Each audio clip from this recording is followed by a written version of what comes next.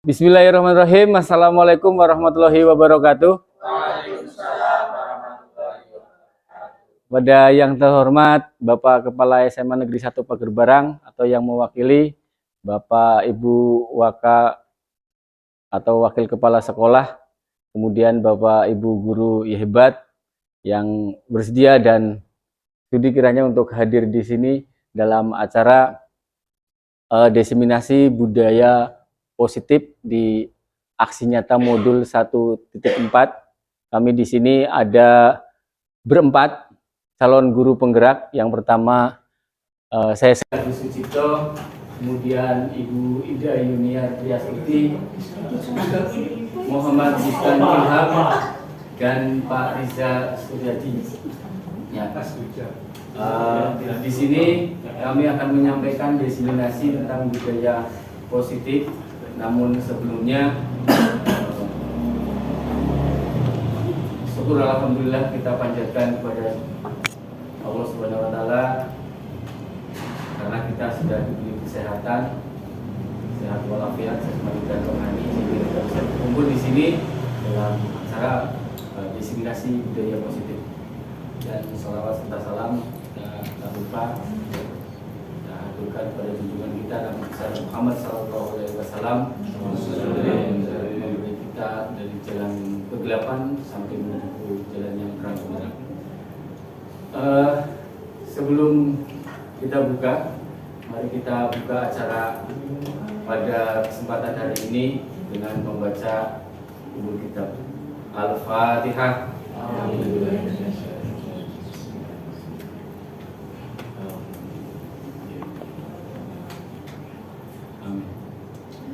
Terima kasih.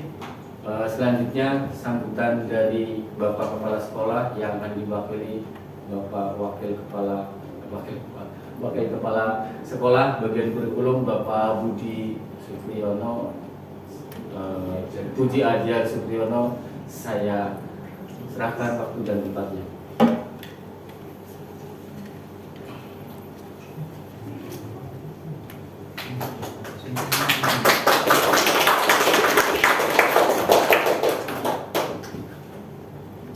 Assalamualaikum warahmatullahi wabarakatuh.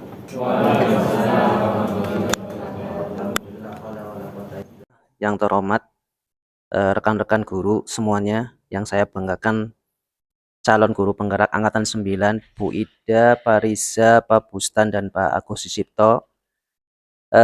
Langsung saja saya mewakili Pak Kepala Sekolah untuk memberikan sambutan pada kegiatan diseminasi tentang materi budaya positif. Ya, ini menyambung dengan tadi hasil rapat tadi pagi saya dengan Pak Kepala Sekolah.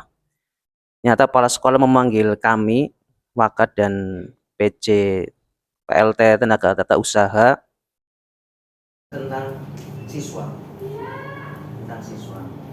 dan juga sangat bangga sekali Bapak Ibu guru berkaitan dengan pembelajaran. Monggo Bapak Ibu ini diperhatikan sekali materi budaya positif, dan juga ini sudah pernah saya sampaikan ketika saya di CGP Angkatan 7 tentang budaya positif, di mana nanti materinya sangat banget sekali bagi Bapak Ibu guru untuk bagaimana menciptakan budaya positif baik itu di lingkungan kelas maupun di lingkungan sekolah pada umumnya. Karena ini materi sangat bagus sekali ya. Apalagi ditambah di SMA kita, SMA Pager Barang, yang notabene siswa-siswanya sangat luar biasa sekali. Kayaknya butuh suatu, kalau memang program ini bagus, insya Allah pasti akan diteruskan oleh menteri-menteri berikutnya seperti itu. Jadi jangan menyerah atau jangan Bapak Ibu yang berikut CGP, monggo daftar saja, mumpung gratis.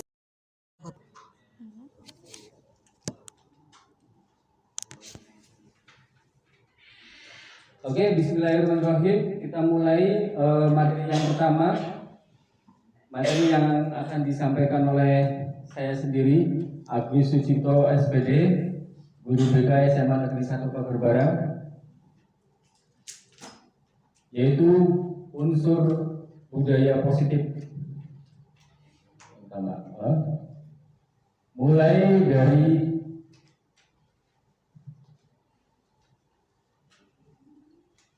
perubahan paradigma belajar, disiplin positif, kemudian motivasi perilaku dan kebutuhan dasar manusia, posisi kontrol restitusi, keyakinan kelas, dan segitiga restitusi. Nanti kita akan bagi tugasnya masing-masing. Nah, bagian saya perubahan paradigma belajar dan disiplin positif.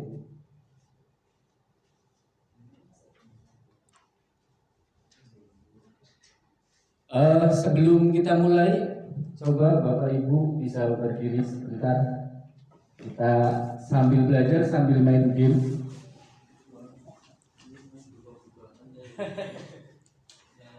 Ya, Pak Bustan bisa sampingnya Pak Furkon biar ada pasangannya. Nah, ini kita berpasang-pasangan ya.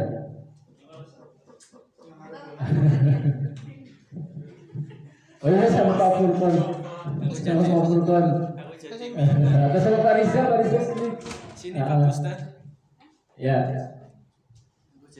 Di sini sama Pak Abi. Judulnya cobalah buka. Anda atau A, salah satu ya. Tugas Anda adalah mengepalkan salah satu tangan Anda dan coba bayangkan Bapak Ibu mengepal itu menggenggam sesuatu yang paling berharga menurut Bapak atau Ibu. Ya. Anda perlu menjaga benda tersebut sekuat tenaga karena begitu pentingnya untuk kehidupan Anda. Nah, yang satunya rekan Anda adalah mencoba segala cara, ya, boleh menghardik, boleh mengintimidasi, memarahi, menggoda dan lain sebagainya supaya membuka genggaman yang ada di kepala rekan Bapak Ibu sebelahnya. Silakan yang mau mengepal siapa, yang mau membukakan siapa. Nah. Ya, ini kepala ini dalamnya ada yang paling berharga buat Bapak atau Ibu. Nah, caranya bagaimana supaya bisa membuka? Iya. Nah, bisa saja begitu. Bisa menggoda, memberi uang, menawarkan dan sebagainya. Oke, bisa saja terbuka.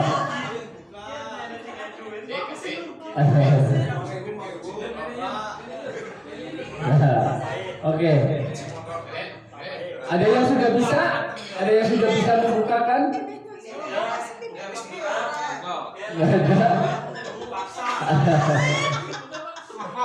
Ya, sebenarnya ada banyak beberapa cara untuk kita bisa membukakan genggaman ini.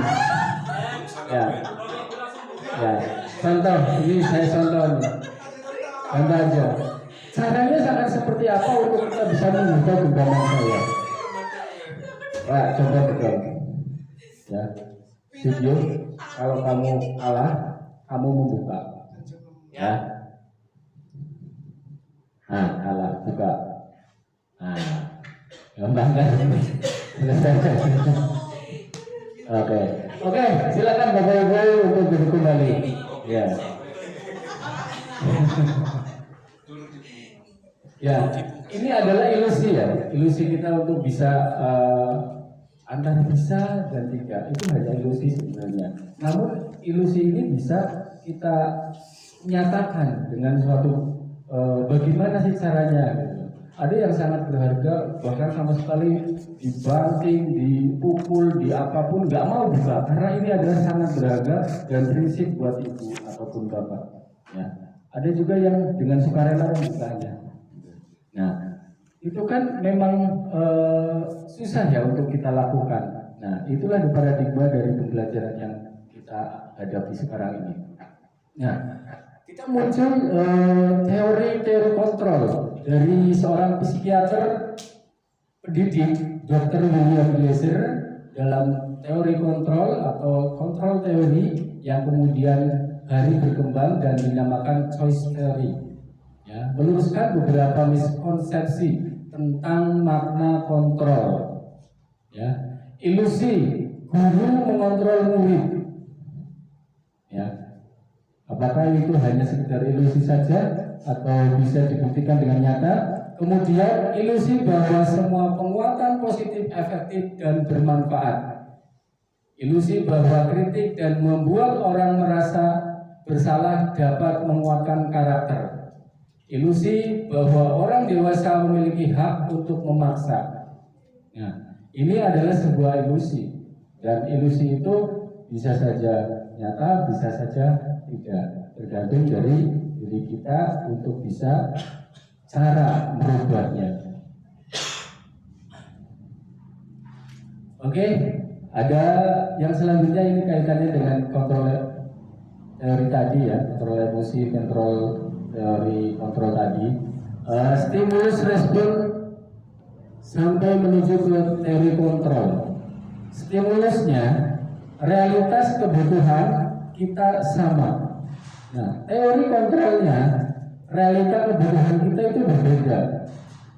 Masing-masing mempunyai kebutuhan yang berbeda. Kemudian semua orang melihat hal yang sama. Nah, setiap orang memiliki gambaran yang berbeda. Itu teori kontrolnya. Kemudian yang ketiga, kita mencoba mengubah orang agar berpandangan sama dengan kita.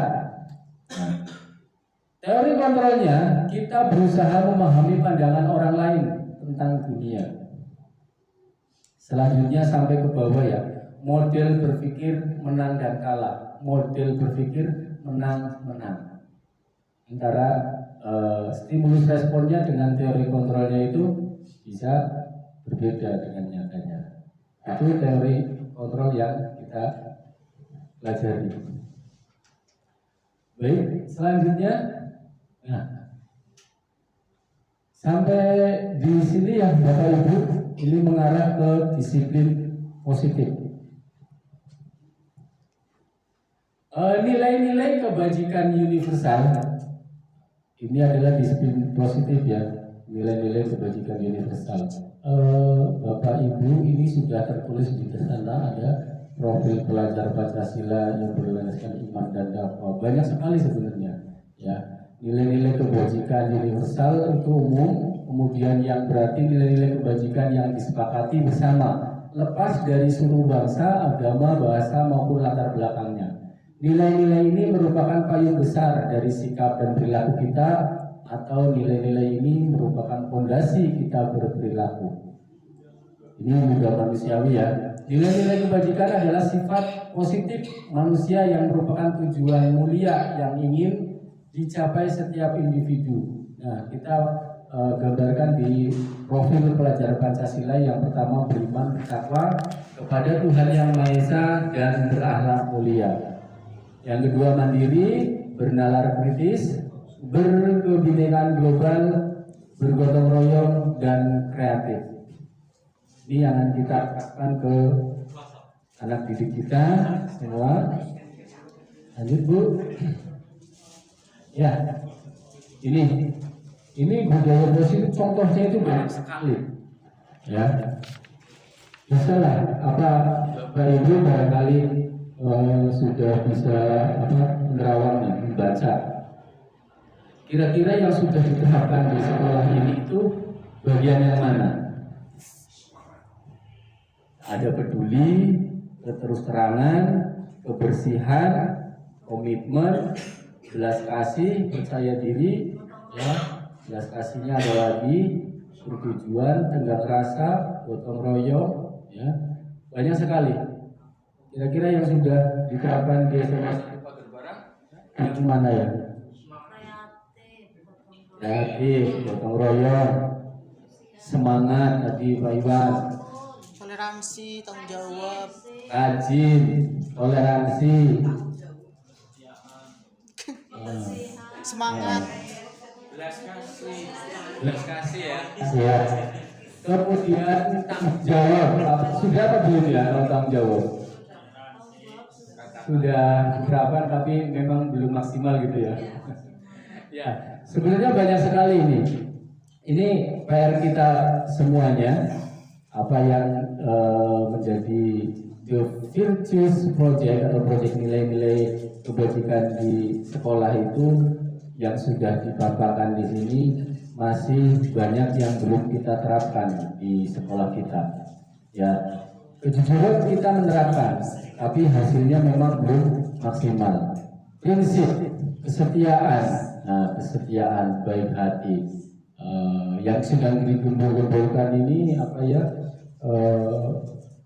Bullying, kemudian kekerasan, penanggulangan dan penanganan kekerasan di sekolah itu sedang ada gencar-gencarnya.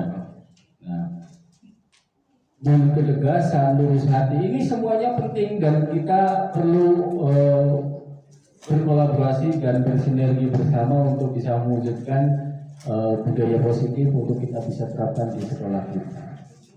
Begitu. Lanjut, Bu. Ini sampai di sini saja saya. Oke. Ini materi untuk saya sepertinya sudah cukup. Nanti dilanjutkan motivasi perilaku manusia oleh Bapak Riza Suryadi. Terima kasih Bapak Ibu. Kalau nanti ada umpan baliknya atau pertanyaan apa nanti bisa di sesi paling akhir nanti. Terima kasih dari saya. Wassalamualaikum warahmatullahi wabarakatuh. Waalaikumsalam warahmatullahi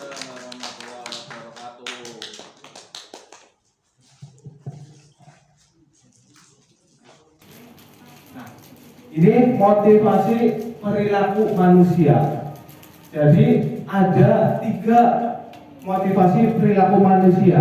Yang pertama, menghindari ketidaknyamanan atau hukuman. Biasanya orang yang memiliki motivasi ini memiliki sebuah pertanyaan. Apa yang akan terjadi apabila tidak melakukannya? Apa yang akan terjadi apabila tidak melakukannya? Pernah ya kita semacam itu, jika saya tidak melakukannya, apa resikonya? Pasti pernah seperti itu. Kemudian ya, yang kedua untuk mendapatkan imbalan atau penghargaan dari orang lain. Kemudian yang ketiga menjadi orang yang mereka inginkan dan menghargai diri sendiri dengan nilai-nilai yang mereka percaya. Ya, jadi kita pun sama dengan siswa kita ya. Ketika bekerja ataupun belajar pasti memiliki motivasi-motivasi sendiri. Misalnya pada siswa, yang pertama kaitannya dengan menghindari hukuman. Mereka mau mengerjakan dengan alasan mereka takut dihukum. Kemudian kalau yang kedua mendapatkan penghargaan, mungkin Bapak Ibu Guru sering memberikan nilai yang bagus. Saya mau mengerjakan supaya nilai saya bagus dan nanti bisa diumumkan di teman-teman. Mungkin motivasinya itu. Untuk yang ketiga, menjadi diri sendiri atau menginginkan dan menghargai diri sendiri dengan nilai-nilai yang mereka percaya. Nah, ini muncul dari dalam hati sendiri. Contohnya kalau di dalam siswa itu mungkin di kelas ada 1-2 siswa tanpa disuruh pun mereka akan jalan sendiri. Nah, itu memiliki motivasi yang ketiga ini. Kalau di guru contohnya ya kami dari CGP tanpa disuruh pun kami menginginkan mencoba. Kalau saya motivasinya mungkin tidak dari 3 ini ya. Kalau saya penasaran apa itu CGP, seperti apa. Ternyata setelah dijalani ya mengasihkan, tantangannya luar biasa, banyak sekali. Begitu kaitannya dengan motivasi perilaku manusia. Selanjutnya Bu Ida. Selanjutnya di sini ada perbedaan antara hukuman, konsekuensi, dan restitusi. Kalau hukuman itu apa Bapak Ibu? Hukuman. Pernah Bapak Ibu menghukum siswa? Sering. Kalau membuat konsekuensi dengan siswa pernah? Sering. Kalau merestitusi? Belum pasti. Iya, pasti belum. Nah, hukuman. Kalau hukuman itu tindakan yang diberikan kepada individu atau kelompok atas kesalahan yang telah dilakukan dalam bentuk penderitaan dalam rangka perbaikan tingkah laku. kita pasti pernah menghukum siswa. Misalnya siswa tidak mengerjakan PR, langsung push up 10 kali. Nah, itu hukuman. Sifat dari hukuman itu adalah seketika. Jadi tidak terencana, langsung saja apa karepe gurune. Gitu. Kemudian kalau konsekuensi, tindakan yang sudah terencana atau sudah disepakati dan disetujui bersama untuk dilaksanakan. Misal, saya pernah buat konsekuensi dengan siswa yang terlambat. Jika kamu terlambat lebih dari 15 menit, maka konsekuensinya kamu harus misalnya nanti pulang mengerjakan membersihkan ruang kelas. Kalau terlambat lagi, buat surat pernyataan. Selanjutnya restitusi. Proses menciptakan kondisi bagi murid untuk memperbaiki kesalahan mereka sehingga mereka bisa kembali pada kelompok mereka dengan karakter yang kuat. Ya, jadi kalau restitusi itu bagaimana cara kita itu menyadarkan siswa tanpa memberikan hukuman atau konsekuensi. Ya. Misalnya dipanggil anaknya, kemudian ya bagaimana nanti cara kita itu supaya siswa itu sadar, menyadarkannya bagaimana caranya. Nah, itu nanti dalam bentuk namanya restitusi. Selanjutnya Bu Ida. Nah, coba sekarang Bapak Ibu bedakan mana yang termasuk hukuman, konsekuensi, dan restitusi. Yang pertama, mencatat 100 kali di dalam buku kalimat saya tidak akan terlambat lagi karena terlambat ke sekolah. Hukuman apa konsekuensi? Hukuman ya. Kemudian yang kedua, lari mengelilingi lapangan basket 2 kali karena terlambat dari sekolah. Hukuman. Kemudian membersihkan coretan yang dibuatnya di meja tulis. Apa? Konsekuensi, ya. Kemudian yang terakhir, berdiri di depan kelas sambil mengangkat 1 kaki karena tidak bisa menjawab pertanyaan. Hukuman. Nah, jadi Bapak Ibu sudah mulai punya gambaran ya, apa itu hukuman, apa itu konsekuensi. Selanjutnya di sini ada ciri hukuman, konsekuensi, dan restitusi. Di sini ada identitas gagal, identitas sukses. Hukuman cirinya sesuatu yang menyakitkan harus terjadi. Ya, pasti seperti saya dulu pernah dihukum oleh guru saya, itu ya mungkin saat dulu itu menyakitkan, tapi kalau sekarang tidak ada rasa ya misalnya menyalahkan atau dendam, itu tidak ada. Konsekuensi sesuatu yang harus terjadi, misalnya sudah disepakati ya seperti tadi ya. Kemudian kalau restitusi merupakan pilihan. Kemudian hukuman tidak nyaman untuk murid atau anak untuk jangka waktu panjang. Kalau disiplin tidak nyaman untuk murid, anak untuk jangka waktu pendek. Restitusinya menguatkan untuk murid atau anak dalam jangka waktu panjang. Kemudian identitas gagal dari hukuman, korban mendapatkan keadilan. Korban bisa diabaikan, korban mendapatkan ganti. Yang terakhir, sistem tidak akan berjalan bila murid tidak takut. Kemudian memerlukan monitoring dan supervisi terus-menerus dari guru. Selanjutnya, murid belajar bertanggung jawab untuk perilakunya. Kemudian selanjutnya masih ciri hukuman, konsekuensi, dan restitusi berlaku hanya pada sebuah institusi, tidak berlanjut pada kehidupan nyata. Itu kalau hukuman. Jadi beda antara hukuman di sekolah dengan hukuman di masyarakat. Membantu penerapan mengikuti peraturan dalam masyarakat. Konsekuensi fokus pada pemecahan masalah dalam jangka waktu panjang, itu restitusi. Kemudian kalau kita canangkan atau kita tuangkan ke dalam kalimat, di sini ada kalimat negatif, netral, positif.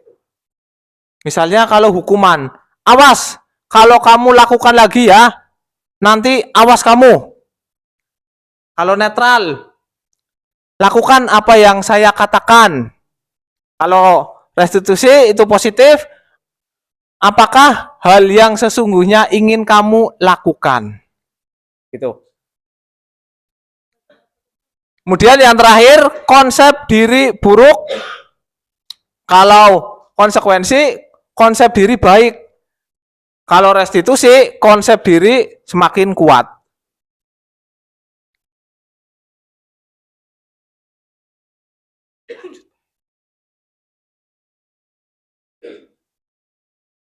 Ya, selanjutnya yaitu dihukum oleh penghargaan. Jadi mungkin dari kita pernah memberikan penghargaan, tetapi itu di dalam teori dari Afkikon itu adalah penghargaan tapi yang bersifat menghukum. Di sini dijelaskan saat kita berulang kali menjanjikan hadiah kepada anak-anak agar berperilaku bertanggung jawab, atau kepada seorang murid agar mempelajari sesuatu yang baru, atau pada seorang karyawan agar melakukan pekerjaan yang berkualitas, kita sedang berasumsi mereka tidak akan melakukan atau mereka tidak akan memilih untuk melakukan.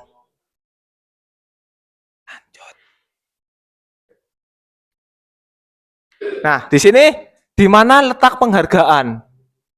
Yang pertama, penghargaan jangka pendek dan jangka panjang.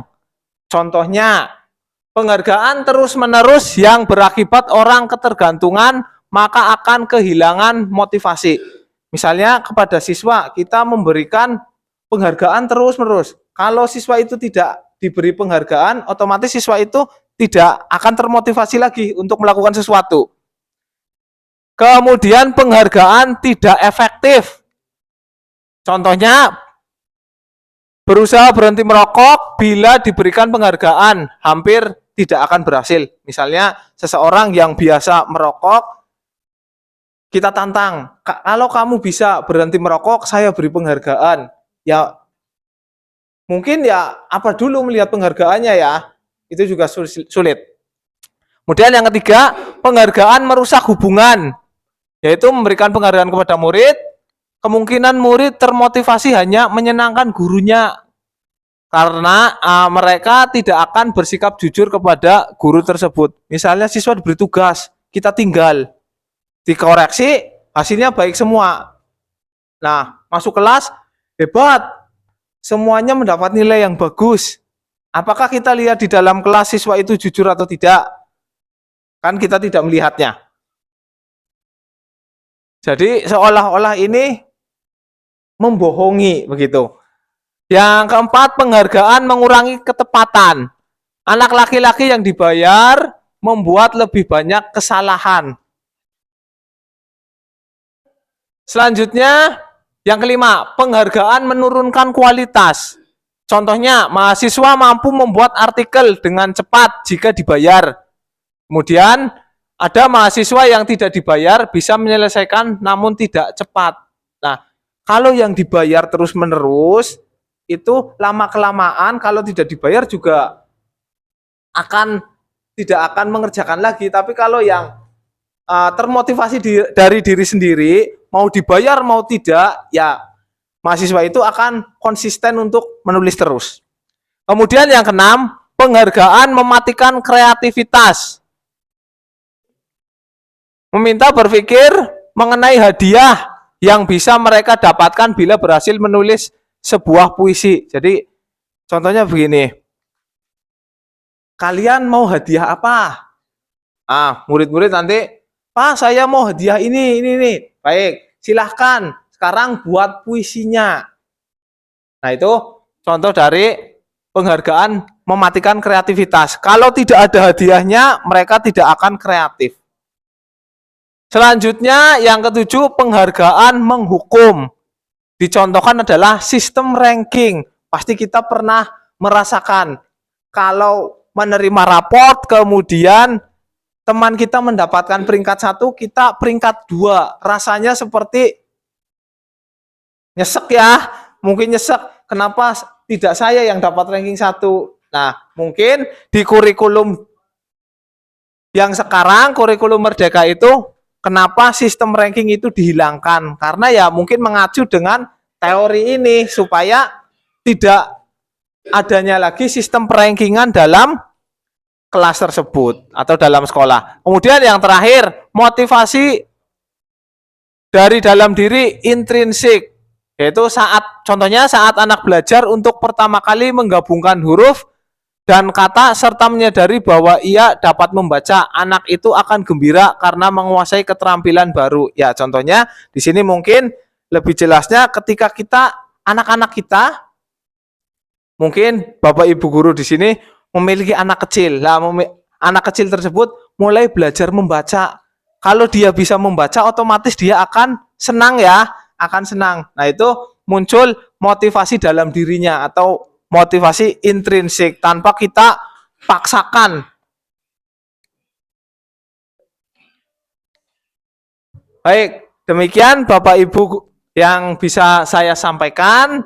Kurang lebihnya mohon maaf. Saya akhiri. Wassalamualaikum warahmatullahi wabarakatuh.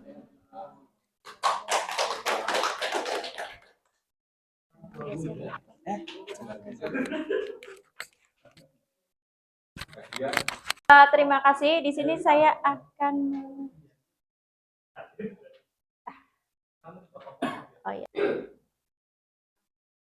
Oke, baik. Terima kasih. Di sini saya akan melanjutkan penyajian dari 2 materi sebelumnya. Nah, tapi sebelumnya, kenapa harus ada budaya positif sih Bapak Ibu di dalam suatu sekolah? Nah, mungkin Bapak Ibu di sini bertanya-tanya ya, kok harus menerapkan budaya positif di dalam sekolah? Nah, karena ketika di dalam suatu sekolah, anak-anak itu sudah terbiasa melakukan hal-hal yang positif atau melakukan budaya positif, maka nanti mereka akan lebih siap untuk menerima pembelajaran atau pendidikan dari Bapak dan Ibu di sini. Jadi itulah mengapa budaya positif itu sangat penting. Nah, berikutnya saya akan menjelaskan tentang 5 kebutuhan dasar manusia. Sebagai seorang pendidik, nah ini berdasarkan filosofi Ki Hajar Dewantara, guru itu kan tugasnya adalah menuntun murid. Nah, dalam menuntun murid, guru itu harus mampu memahami kebutuhan-kebutuhan apa saja yang dibutuhkan oleh murid-murid kita. Ya, pastinya kan murid-murid kita itu kan berbeda-beda ya, tidak punya sifat yang sama semua, ya kan? Nah, karena murid-murid kita itu berbeda-beda, tentunya kebutuhan dasar mereka itu juga berbeda-beda. Nah, di sini kita itu meyakini bahwa seluruh tindakan manusia itu memiliki tujuan tertentu. Semua yang kita lakukan adalah usaha terbaik kita untuk mendapatkan apa yang kita inginkan. Ketika kita mendapatkan apa yang kita inginkan, sebetulnya saat itu kita sedang memenuhi 1 atau lebih dari kebutuhan dasar kita. Nah, di sini ada 5 kebutuhan dasar manusia. Mulai dari kebutuhan untuk bertahan hidup, ya, kebutuhan untuk mempertahankan hidup kita atau survival, kemudian kebutuhan akan cinta dan kasih sayang, kemudian kebutuhan atas kebebasan, kemudian ada kebutuhan atas kesenangan, dan yang terakhir adalah kebutuhan atas penguasaan.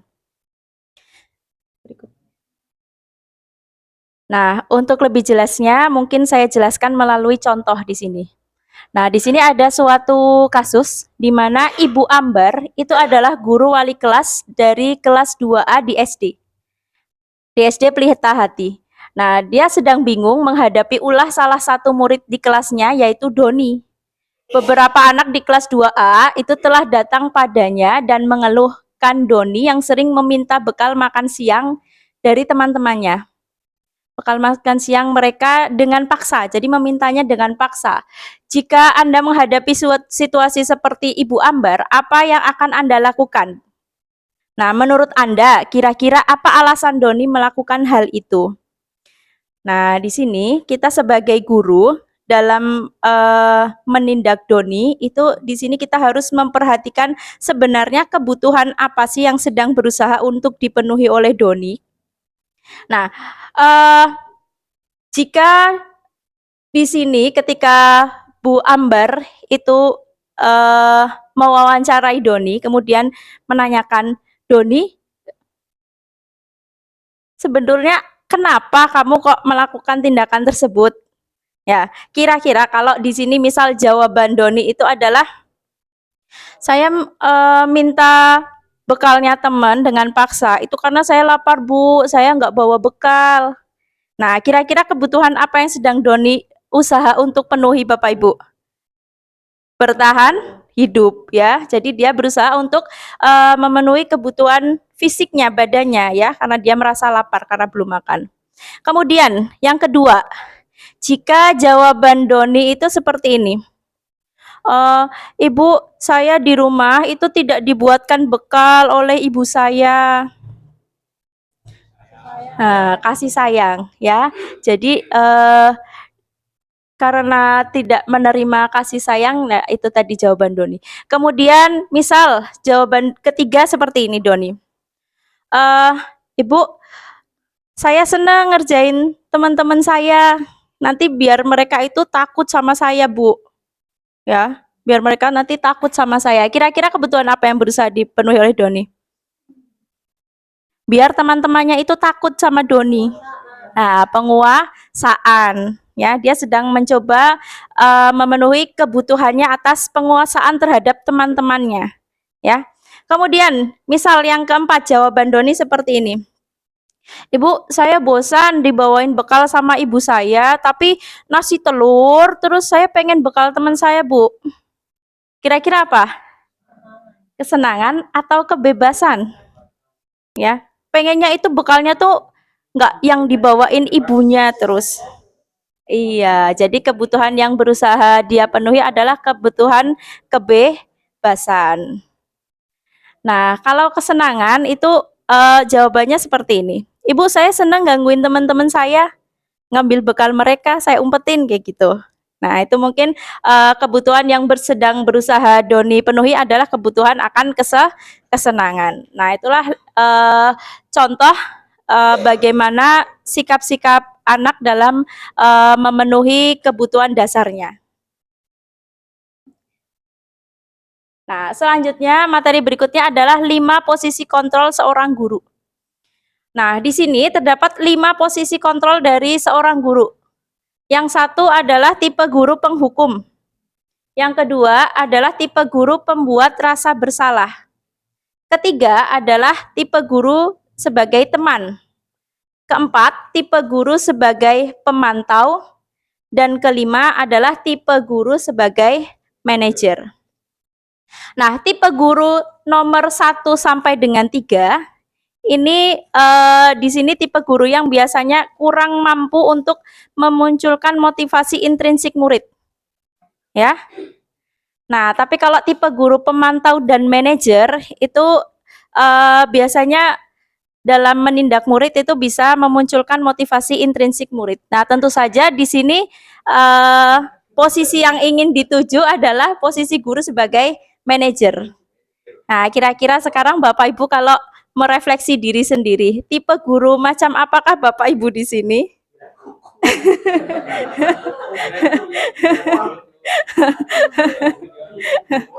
Apakah ada yang masih tipe penghukum?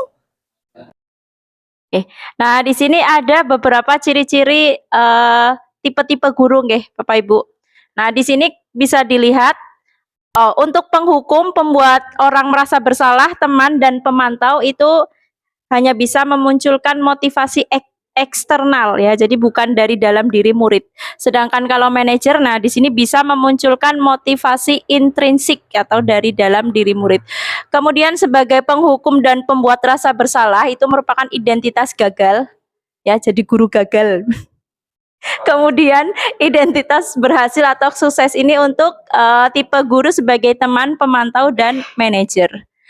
Nah, kemudian untuk dari tipe-tipe tadi, contoh perbuatan guru itu adalah kalau penghukum itu menghardik, ya, sukanya menunjuk-nunjuk ya, menyakiti dan menyindir. Kemudian kalau tipe pembuat orang merasa bersalah itu sukanya berceramah, ya. Tujuannya untuk menunjukkan kekecewaannya yang mendalam. Kemudian kalau tipe guru teman itu membuatkan alasan-alasan untuk murid-muridnya, ya. Biasanya dia membela muridnya. Kemudian kalau tipe guru pemantau itu sukanya menghitung dan mengukur, ya, berdasarkan data di sini, berdasarkan apa. Nah, jadi ada datanya. Kemudian kalau tipe guru manajer itu mengajukan pertanyaan-pertanyaan. Nah, kalau apa yang guru katakan, kalau tipe penghukum itu, kalau kamu tidak melakukannya, saya akan memberikan hukuman. Nah, seperti itu. Kalau tipe pembuat orang merasa bersalah itu, kamu sudah mengecewakan bapak atau ibu. Sukanya ngomongnya seperti itu. Kamu mengecewakan saya. Ya, sukanya berdrama. Nah, kemudian kalau tipe guru teman itu sukanya lakukan untuk bapak atau lakukan untuk saya lah, kayak gitu. Jadi kayak sama temannya sendiri ya. Ya sudah, nanti bapak atau ibu bantu bereskan. Nah, sukanya menolong muridnya. Nah, kalau tipe pemantau itu sukanya mengembalikan ke peraturan. Apa peraturannya? Apa konsekuensinya? Apa yang telah kamu lakukan? Apa yang terjadi sekarang? Nah, itu kalau tipe pemantau. Kemudian kalau tipe manajer di sini biasanya yang dia katakan adalah apa yang kita yakini. Apa kamu meyakini hal tersebut? Kemudian kalau kamu meyakininya, maukah kamu memperbaikinya? Kalau kamu memperbaikinya, jadi kira-kira hal tersebut akan menggambarkan apa tentang dirimu? Ya, jadi sukanya memberikan pertanyaan-pertanyaan seperti itu. Kemudian hasilnya, kalau tipe penghukum itu nanti anak akan cenderung memberontak, pendendam, dan menyalahkan orang lain. Sedangkan kalau pembuat orang merasa bersalah, itu anak akan menyembunyikan dan menyangkal, bahkan bisa berbohong. Kemudian kalau teman, itu membuat anak itu akan jadi ketergantungan terhadap gurunya. Kemudian kalau tipe pemantau itu nanti anak itu akan menyesuaikan bila diawasi. Jadi kalau tidak diawasi anak akan merasa bebas. Kemudian kalau tipe manajer itu akan menghasilkan anak yang karakternya itu kuat, wataknya itu kuat. Nih. Nah, jadi bisa kita lihat mana memang yang tipe yang paling baik itu adalah tipe yang manajer. Nah, ini masih kalau di sini dari muridnya nggih, kalau murid kalau tipe penghukum nanti muridnya itu akan berkata, "Saya tidak peduli." Ya, karena sudah sering dihukum akhirnya dia tidak peduli. Kalau tipe pembuat rasa bersalah itu murid akan bilang, "Maafkan saya, Bu, Pak." Seperti itu. Ya, kemudian kalau tipe teman, "Saya pikir Bapak Ibu teman saya." Nah, ini kan jadi ketergantungan kalau seperti ini. Kemudian kalau tipe pemantau, anak itu akan berkata, "Saya akan dapat berapa bintang kalau melakukan hal tersebut, ya. Jika sudah melakukan hal tersebut, saya akan mendapatkan apa?" Ya, jadi mengharapkan penghargaan dia. Kemudian kalau tipe manajer, anak itu akan bagaimana caranya agar saya bisa memperbaiki keadaan ini, ya. Saya akan memperbaiki masalah ini dengan apa? Jadi tipe manajer itu membantu anak untuk menyelesaikan permasalahannya. Nah, kemudian berikutnya kalau kaitannya dengan dunia berkualitas, kalau tipe penghukum itu murid akan meletakkan guru di luar dunia berkualitas ya. Jadi setiap orang itu kan punya dunia berkualitasnya sendiri-sendiri ya. Kalau guru yang tipe penghukum itu anak tuh dibuang saja dari dunianya seperti itu. Kemudian kalau tipe pembuat orang merasa bersalah, murid itu akan meletakkan guru di dalam dunia berkualitasnya ya. Tapi tadi dia akan cenderung dibuat terus menjadi salah sama gurunya ya. Kemudian kalau teman itu jelas guru itu akan berada di dalam dunia berkualitasnya anak sebagai orang yang penting karena gurunya itu bisa diandalkan. Kemudian kalau tipe pemantau, murid akan meletakkan guru peraturan di dunia berkualitasnya. Jadi semua itu akan merujuk ke peraturannya apa gitu. Kemudian yang terakhir kalau tipe manajer itu murid akan meletakkan dirinya sebagai individu yang positif dalam dunia berkualitas. Nah, berikutnya akan dilanjutkan oleh Pak Bustan.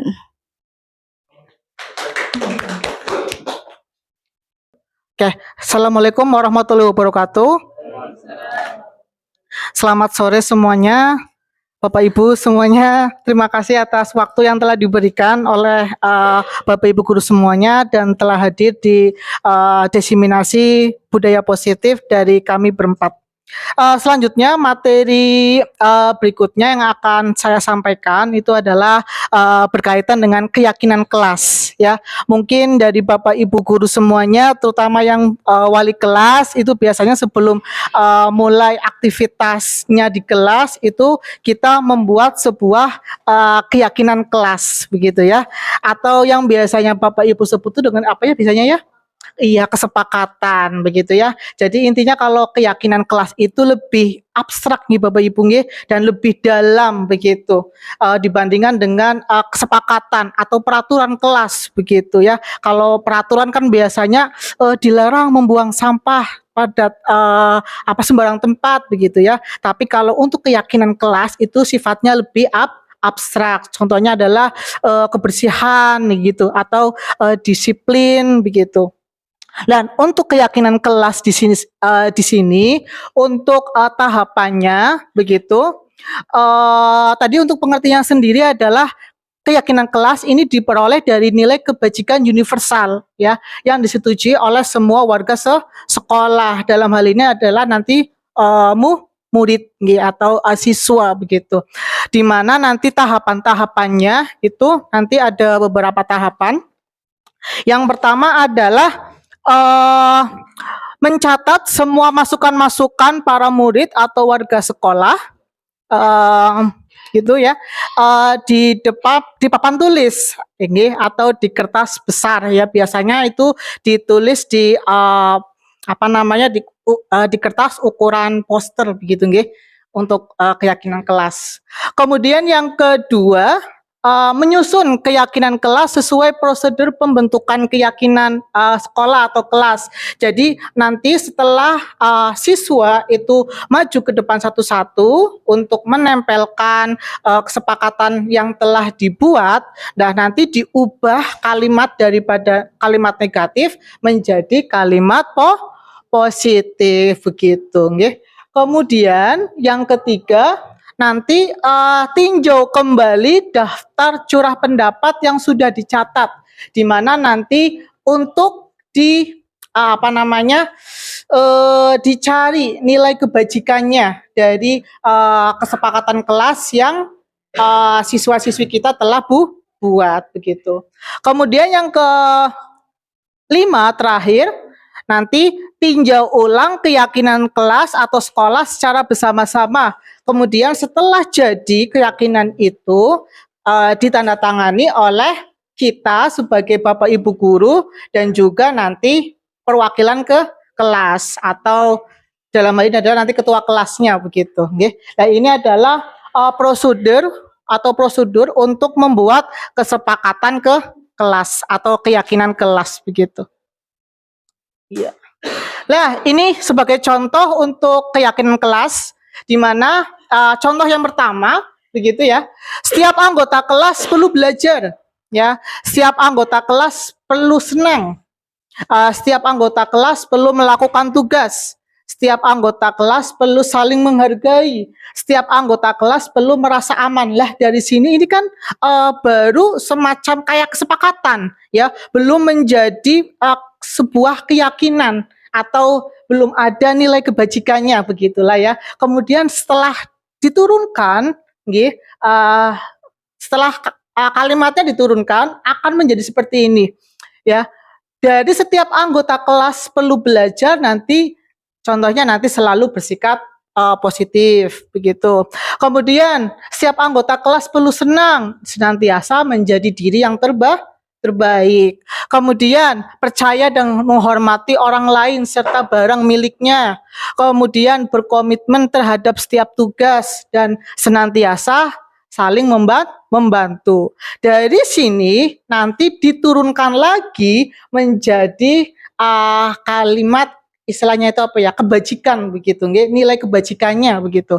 Lah ini nanti ada contohnya nilai kebajikan dari selalu bersikap positif itu adalah hormat ya. Bisa nanti ditambahkan dengan kata-kata pendukungnya.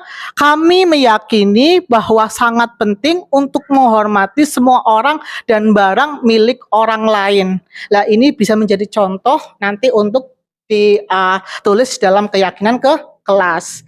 Kemudian yang kedua, bekerja. Nah, nanti kalimatnya bisa seperti ini. Kami meyakini bahwa sangat penting untuk mengerjakan segala pekerjaan atau mengikuti kegiatan yang telah ditugaskan. Begitu. Kemudian yang ketiga, nilai kebajikan yang bisa dicontohkan itu adalah diterima dan dimiliki. Kalimatnya bisa kami meyakini bahwa sangat penting untuk merasa diterima pada suatu kelompok dan saling peduli satu dengan yang lain, saling menghargai, toleransi begitu. Nah, ini adalah salah satu contoh mengenai pembuatan keyakinan kelas begitu. Kemudian materi yang selanjutnya atau ini yang terakhir itu adalah mengenai segitiga restitusi. Mungkin tadi di sebelumnya sudah dijelaskan mengenai restitusi, Bapak Ibu. Intinya itu apa? Restitusi itu tadi adalah penyelesaian masalah, jadi antara siswa yang bermasalah dengan Bapak Ibu guru begitu. Jadi yang namanya segitiga restitusi itu pasti bentuknya adalah segitiga, di mana nanti yang pertama itu adalah menstabilkan identitas, begitu, kemudian yang kedua adalah validasi tindakan yang salah, itu berarti di sisi kanan, Kemudian yang ketiga itu ada menanyakan keyakinan, itu berada di sebelah kiri, Jadi yang pertama tadi adalah menstabilkan identitas.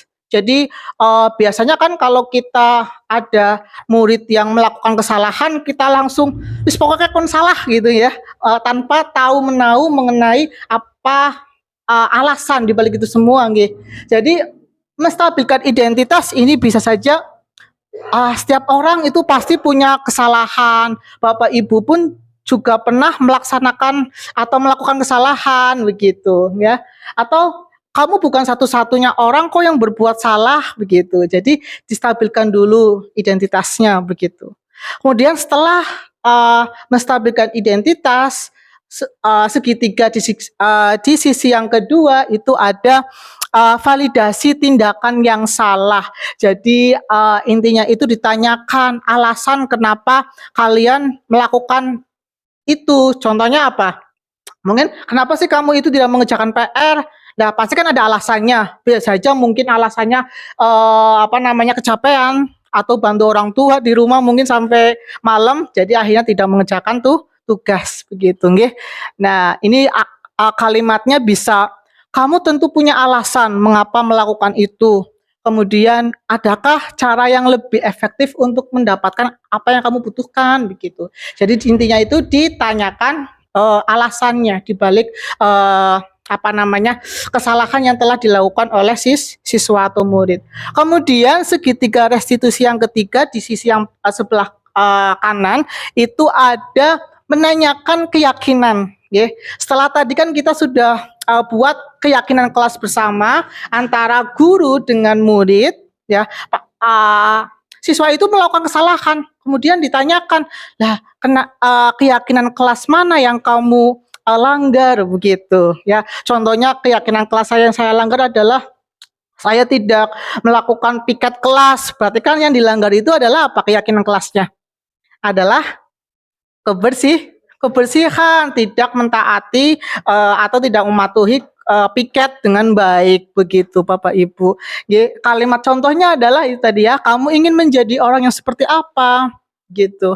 Kemudian ada lagi keyakinan kelas mana yang telah kalian langgar atau yang telah kamu langgar begitu. Next, Bu. Nah, ini nanti akan ditampilkan contoh dari aksi nyata kita berempat, Bapak Ibu. Monggo sekiranya bisa untuk dilihat sebagai contoh. Terima kasih. Assalamualaikum warahmatullahi wabarakatuh.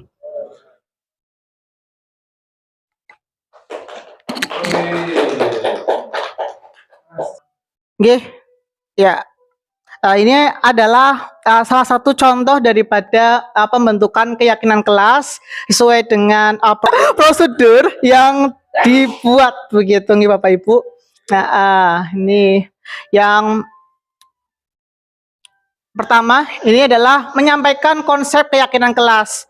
Jadi sebagai guru kita harus mengkonsepkan dulu mengenai apa yang akan kita buat begitu ya, tentang kesepakatan kelas yang akan dibikin atau disepakati begitu.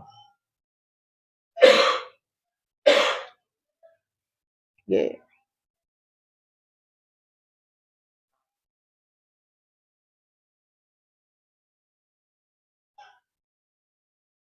Ini proses pembentukannya ya Pak.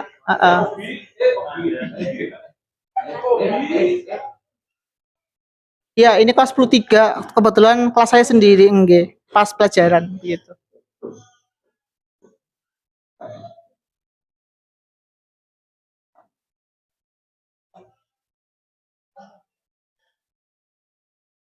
Nah, ini nanti setelah itu murid menuliskan keyakinan kelas di sticky note yang telah dibagikan. Hari ini kita akan membuat kesepakatan kelas atau keyakinan ke kelas ya. Sebelumnya kita sudah pernah membuat keyakinan kelas, tapi ini Pak Busan lihat banyak sekali keyakinan kelas yang kalian langgar selama kurang lebih 3 bulan ini ya. Maka dari itu nanti Pak Bustan akan membagikan sticky note ya, mungkin nanti perwakilan dari kalian maju untuk membuat keyakinan-keyakinan kelas atau kesepakatan kelas apa saja yang akan kalian sepakati di lembar sticky note ini. Oke? Ini saya bagi ya.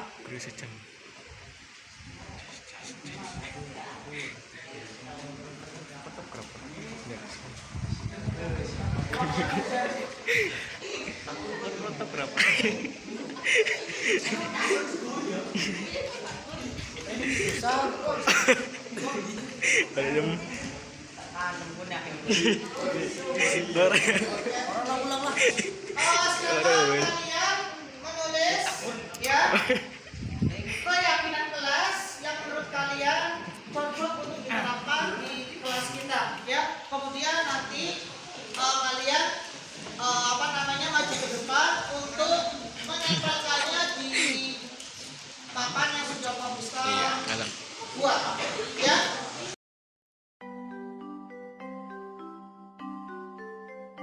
Semuanya tadi Pak Bustan sudah membagikan sticky note yang sudah Pak Bustan bagikan ke kalian.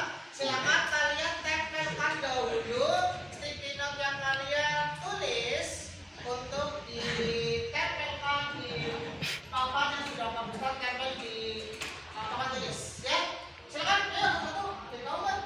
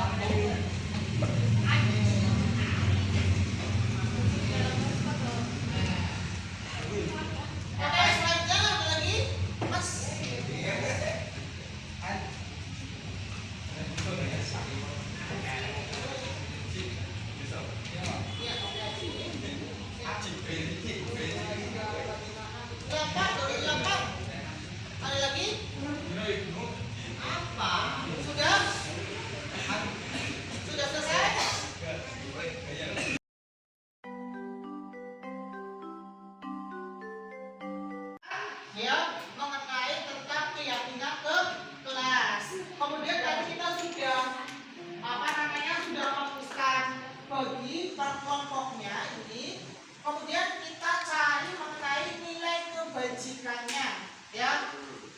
Kemudian harus melaksanakan tugas kita sesuai dengan jadwalnya. Itu berarti nilai kebajikannya adalah kebersihan. Silakan tulis maju depan. Tadi yang kebersihan. Ya, Mas. Kebersihan. Oke, terima kasih. Selanjutnya, apa lagi? Ya, silakan.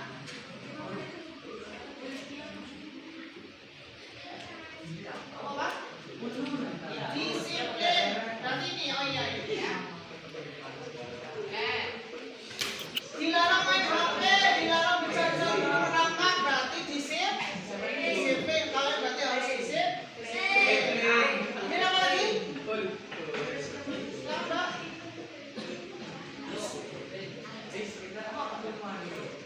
Ya, solidaritas. Persikulan, tidak ada gegengan, berarti masuknya solidaritas antar teman. Harus menghargai antar teman. Tidak boleh bully, ya, baik bully secara verbal maupun fisik, itu tidak boleh. Kemudian yang terakhir, ayo ada lagi nggak? Silakan Pak, silakan.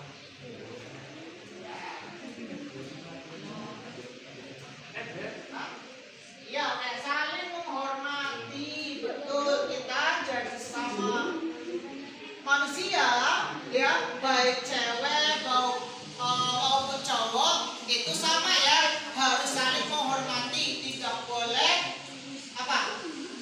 Tidak boleh nggak saling menghormati ya. Contohnya kita nanti kalau berbeda pendapat itu harus apa? Harus saling menghormati, ya, nggak boleh menyela, gitu ya. Masa ibunda terakhir. Mas, ya, peduli antar sesama, ya. Oke, terima kasih. Ya.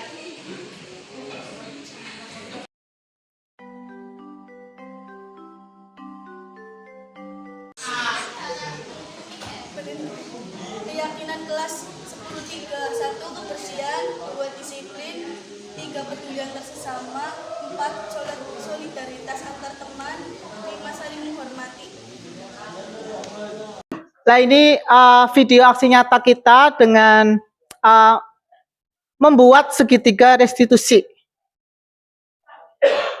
Kasus 1. Pada saat jam mata pelajaran sejarah, murid yang bernama Intan Anaswa, kelas 11.3, secara sembunyi-sembunyi makan di kelas saat kegiatan belajar mengajar sedang berlangsung. Maka dengan itu, saya memanggil anak yang bersangkutan untuk menyelesaikan masalah dengan segitiga restitusi. Kasus 2. Pada suatu hari, saya sebagai wali kelas menerima laporan dari guru matematika. Beliau merasa terganggu saat melakukan KBM di kelas sebelah dikarenakan ada anak yang memutar musik dengan volume yang sangat keras pada waktu ada tugas dari guru sejarah, karena guru sejarah yang bersangkutan sedang ada keperluan dan diketahui anak yang memutar musik tersebut bernama M. Andika, kelas 11.3. Maka dengan itu saya memanggil anak yang bersangkutan untuk menyelesaikan masalah dengan segitiga restitusi. Berikut adalah skenario penyelesaian masalah menggunakan segitiga restitusi. Selamat siang, Intan. Tahu kenapa Bapak panggil Intan ke ruangan Bapak? Tahu Pak, katanya tadi Intan makan di kelas pada saat pembelajaran secara bagusan. Nah, apakah Intan tahu jika makan pada saat pembelajaran itu perbuatan salah atau benar? Perbuatan salah, Pak. Bapak tahu bahwasanya makan itu adalah kebutuhan. Bapak juga kalau lapar pasti makan. Tapi kita juga harus tahu pada saat kapan kita harus makan. Memangnya Intan tadi tidak sarapan? Tidak, Pak. Mengapa Intan tidak sarapan? Kalau Intan sarapan, maka Intan akan terlambat masuk ke sekolah, Pak. Lah, memangnya Intan bangun tidur jam berapa? Bangun jam 6.10. Intan pasti punya alasan mengapa Intan secara sembunyi-sembunyi makan di kelas pada saat pembelajaran sedang berlangsung. Karena saya lapar, Pak. Dari pagi belum sempat sarapan soalnya. Tadi kata Intan bangun tidur jam 6 lebih 10. Kenapa nggak disempatkan untuk sarapan terlebih dahulu? Setelah Intan bangun tidur, Intan makan gigi, lalu mandi. Terus jam 6.50, Intan buru-buru berangkat ke sekolah. Jadi tidak sempat bersarapan. Nah, apa yang Intan lakukan itu benar. Buru-buru berangkat ke sekolah sehingga Intan tidak terlambat sampai di sekolah. Tapi perlu diingat, sarapan juga penting agar Intan itu sehat dan bisa mengikuti pembelajaran di kelas. Apalagi kita pembelajaran di sekolah itu sampai sore, ya nggak? Pulang sekolah sampai sore. Dan tindakan makan di kelas itu pada saat pembelajaran itu tidaklah baik. Yang Bapak mau tanyakan, apakah Intan masih ingat tentang keyakinan kelas yang telah kita buat bersama? Ingat, Pak. Kita harus menghargai orang lain dan diri sendiri. Nah, apakah jika Intan makan di kelas pada saat proses pembelajaran itu sudah menghargai orang lain dan diri sendiri? Nah, di sini Pak Ustadz tidak mencari siapa yang benar, tapi mari kita bersama-sama mencari solusi agar Intan tidak lagi makan di kelas pada saat proses pembelajaran. Ada solusi mungkin dari Intan? Ada, Pak. Kita akan tidur dari awal dan bangun lebih cepat.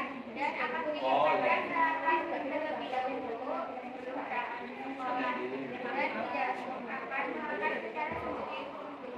Kita belajar, Pak. Kira-kira kapan Intan mulai melakukan hal yang Intan sebutkan? Yang paling utama itu ya Baik, Pak Ustadz harap Intan kedepannya menjadi lebih baik lagi, berusaha melaksanakan keyakinan kelas yang telah kita sepakati bersama atau telah kita buat bersama. Perkenalkan, nama saya Intan Anuza Putra Aulia dari kelas 11-3. Menurut saya, penyelesaian masalah tersebut sangatlah efektif karena menyelesaikan masalah dengan damai dan tidak menggunakan emosi, sehingga siswa dapat menyadari kesalahannya tanpa merasa disalahkan. Kemudian, dapat penguatan untuk menjadi lebih baik ke depannya. Terima kasih, Pak Gustan. Selamat siang, Andika. Tahu kenapa Bapak panggil Andika? Saya mendapatkan laporan dari Pak Sugianto, guru matematika. Beliau merasa terganggu karena di kelasnya Andika, di kelas 11-3, ada yang tentang musik ya, dengan volume yang keras.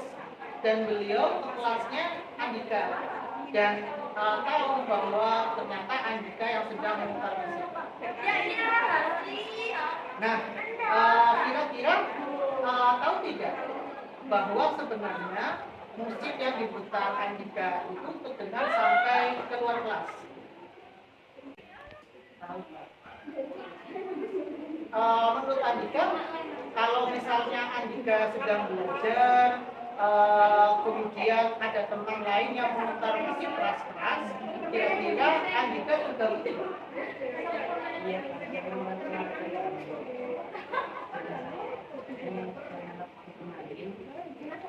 mengganggu orang lain.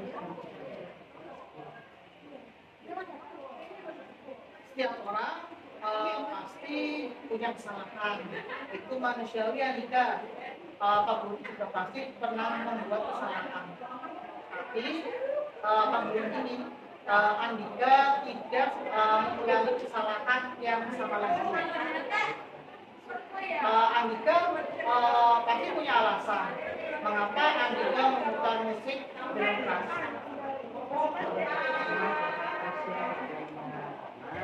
Kemudian saya juga senang memutar musik dengan keras. Yang dilakukan Andika boleh-boleh saja, akan tetapi Andika juga harus tahu juga untuk menghormati teman yang lain agar merasa tidak terganggu. Boleh memutar musik saat istirahat yang panjang, misalnya pada istirahat yang kedua itu pun dengan volume yang secukupnya saja. Saya tahu Andika suka musik karena itu adalah salah satu hobinya Andika. Tapi pernah ingat tidak bahwa itu pernah membuat keyakinan di kelas?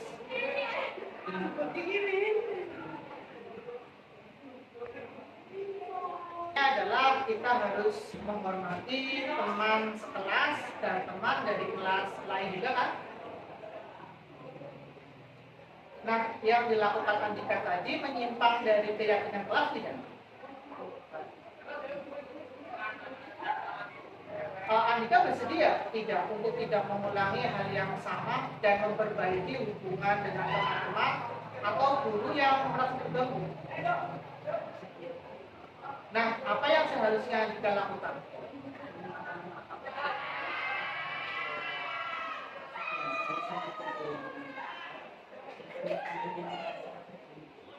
Bagus, Andika adalah anak yang baik dan bertanggung jawab. Kalau begitu, silahkan nanti apabila istirahat, Andika bisa melakukannya. Perkenalkan, nama saya Muhammad Andika Rafia dari kelas 11-3. Menurut saya, pelaksanaan segitiga restitusi yang dilakukan sekolah harus dilakukan oleh Bapak atau Ibu guru. Karena kita sebagai murid butuh untuk dimengerti, didengarkan, dan dihargai. Ketika kita melakukan kesalahan, pasti ada alasannya. Bukan langsung dihakimi atau dimarahi tanpa mendengarkan alasan kita melakukan hal tersebut. Ketika kita dipercaya dan diarahkan untuk berdiskusi, mencari solusi, dan memperbaiki kesalahan kita, saya yakin pasti bisa memperbaikinya. Jadi saya harap Bapak atau Ibu guru pun dapat membimbing kita dalam menemukan solusi ketika kita melakukan kesalahan. Terima kasih. Baik Bapak Ibu, ini contoh aksi nyata saya penerapan budaya positif. Yang pertama, menyusun keyakinan kelas.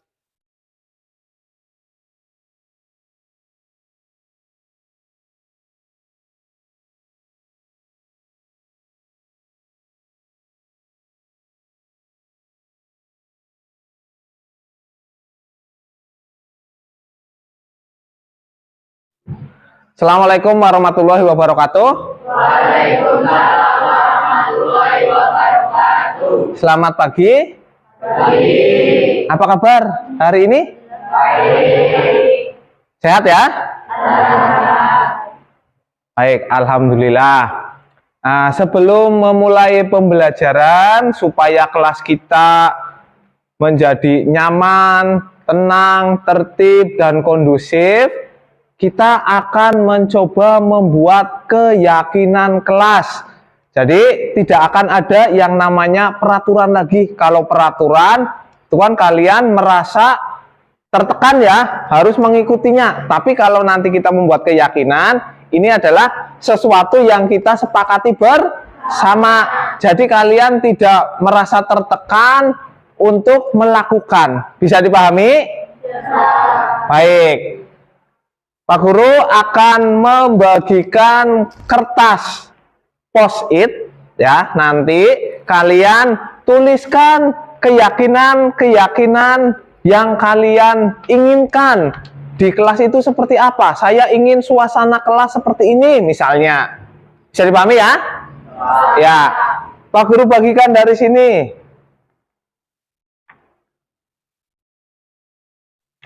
Nggak apa-apa, pegang aja. Nggak apa-apa.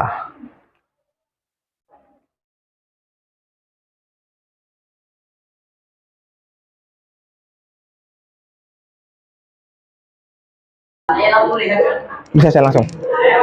Tulis aja langsung.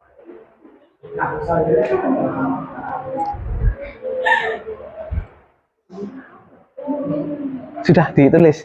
Ya, nanti tinggal. Ya, sudah selesai? Ya. Baik, silahkan jika sudah selesai ditempel masing-masing di kertas depan. Silahkan. Ayo, maju.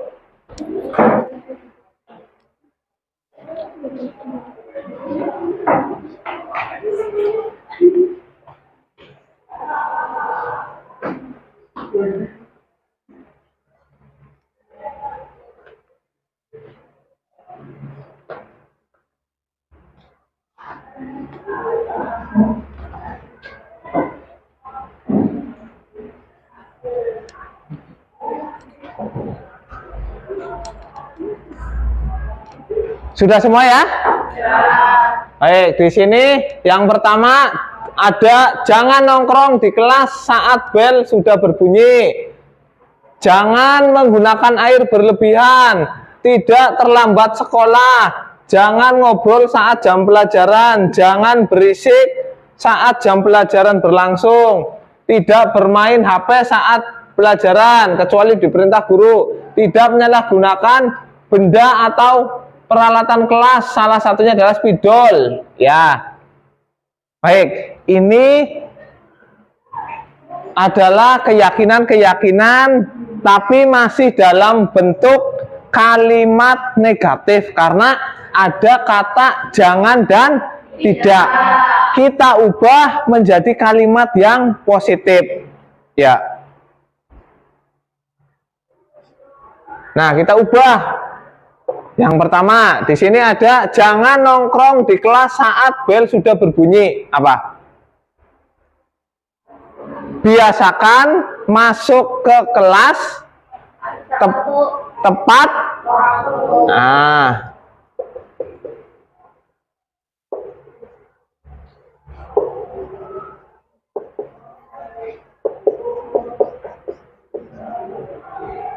Yang kedua, tidak boleh tidur di kelas. Apa kalimat positifnya? Tidak boleh tidur di kelas.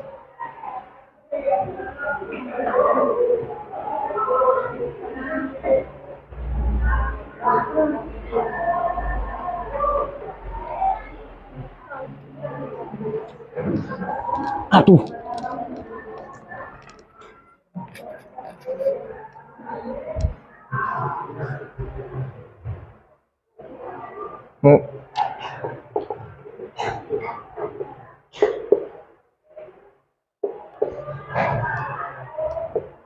Yang ketiga, jangan menggunakan air yang berlebihan.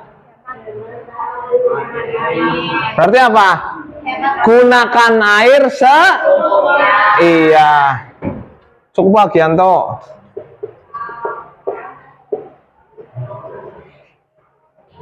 Tidak terlambat masuk sekolah atau biasakan masuk kelas tepat waktu. Kira-kira nilai apa yang ada di dalamnya?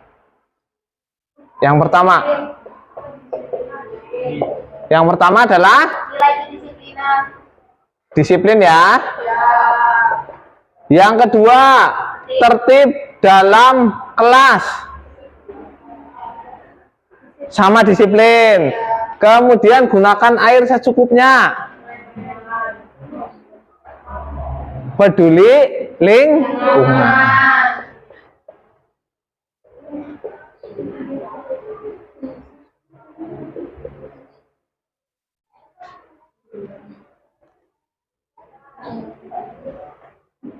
Ya, kemudian di sini juga ada mengerjakan PR tepat waktu. Berarti apa nilainya?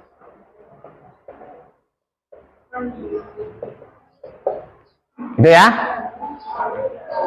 Baik, dari kesepakatan yang sudah kalian sepakati, kalian tulis. Kalian sepakat atau tidak dengan sepakat? Apakah ada yang tidak sependapat atau tidak setuju? Setuju semua?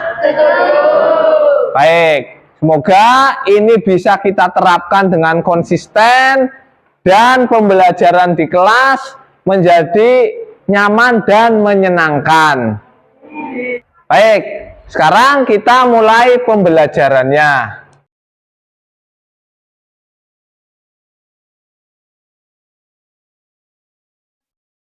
Selanjutnya terkait dengan segitiga restitusi. Nah, ini saya merestitusi Abi kelas 10-6.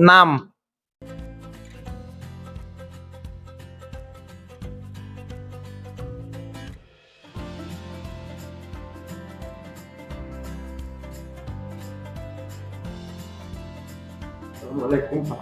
Waalaikumsalam. Silahkan duduk Bi. Iya Pak. Terima kasih.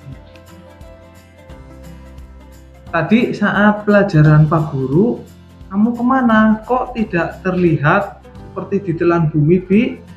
Iya Pak, saya takut. Lalu kemana kamu pergi? Bersama siapa? Apa yang kamu lakukan? Saya pergi ke kantin Pak. Saya sendirian dan saya bermain game Mobile Legends. Oh begitu. Ya, setiap orang pasti pernah melakukan kesalahan. Coba kamu pikirkan, perbuatanmu tadi benar atau salah? Salah Pak. Saya sudah melanggar aturan dan membuat Bapak jadi khawatir dan juga bisa dimarahi orang tua saya jika tahu saya membolos. Ya betul. Kenapa kamu melakukannya? Kemarin saya takut di sekolah karena banyak tugas yang belum saya kerjakan Pak. Sekarang kamu sudah tahu belum? Apa masih akan membolos lagi? Sudah Pak, saya akan meminta maaf dan tidak akan mengulanginya lagi. Untuk kedepannya, bila ada tugas, apa yang akan kamu lakukan? Apa yang akan kamu lakukan untuk memperbaiki kesalahan kamu? Saya akan meminta waktu tambahan ke Bapak untuk mengerjakan tugas yang belum saya selesaikan, Pak. Baik, semoga kamu mendapatkan pembelajaran yang bermakna dari kesalahan yang kamu perbuat. Iya, Pak. Terima kasih.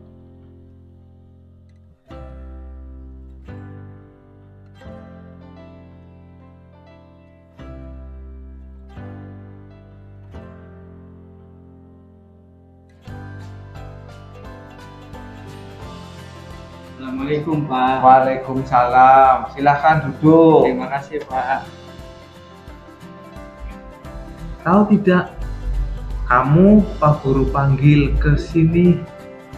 Tidak tahu Pak. Kira-kira kamu tahu tidak siapa yang mencoret-coret fasilitas sekolah dengan gambar-gambar yang tidak baik? Itu saya Pak. Oh, ya. Memang tidak ada siswa yang sempurna. Pasti semua siswa pernah melakukan kesalahan. Iya Pak, saya minta maaf. Kenapa kamu sampai mencoret-coret fasilitas sekolah? Tangan saya gatal Pak dan langsung berimajinasi kalau melihat tembok yang bersih. Tindakanmu benar atau salah? Salah Pak, saya membuat fasilitas sekolah jadi kotor. Ya, betul. Lalu apa yang akan kamu lakukan? Saya akan bertanggung jawab untuk membersihkan coretan itu dan saya tidak akan mengulanginya lagi. Baik, Bapak senang kamu sudah berani mengakui perbuatanmu. Depan kamu bisa belajar dari kesalahan yang pernah kamu buat sebelumnya. Terima kasih Pak. Assalamualaikum warahmatullahi wabarakatuh. Nama saya Husna Bifadilah dari kelas 10-6. Terima kasih Pak, saya sudah diajak diskusi dengan Pak Riza tanpa dimarahi. Saya telah menemukan solusi atas permasalahan saya sendiri. Saya telah menyadari perbuatan dan kesalahan yang saya lakukan. Saya tidak akan mengulangi perbuatan saya membolos saat jam pelajaran. Wassalamualaikum warahmatullahi wabarakatuh. Assalamualaikum warahmatullahi wabarakatuh. Perkenalkan, saya Arif Fadilah, kelas 10-6. Hari ini saya senang bisa berdiskusi dengan Pak Riza terkait dengan permasalahan saya. Saya telah menemukan jawaban atas masalah saya sendiri. Saya juga menyadari jika tindakan yang saya lakukan itu salah karena saya mencoret-coret fasilitas sekolah. Saya sadar dan saya tidak akan mengulangi perbuatan itu. Wassalamualaikum warahmatullahi wabarakatuh.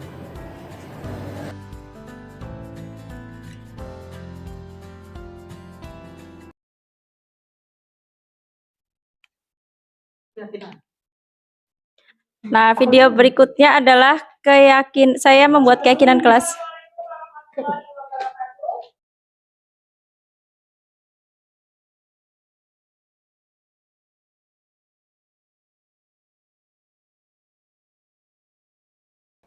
Bismillahirrahmanirrahim. Assalamualaikum warahmatullahi wabarakatuh. Waalaikumsalam warahmatullahi wabarakatuh. Ya, seperti yang sudah saya sampaikan di pertemuan sebelumnya, hari ini kita akan membuat yang namanya keyakinan kelas. Ya. Nah, di sini tentunya keyakinan kelas itu spesifik untuk saya dan kelas 11-3. Nah, kita mulai untuk membuat keyakinan kelas. Di sini nanti kita buat bersama-sama ya. Jadi kita akan berdiskusi. Nah, lanjut ke slide berikutnya. Nah, di sini saya kenalkan terlebih dahulu dengan yang namanya nilai-nilai kebajikan universal. Ya.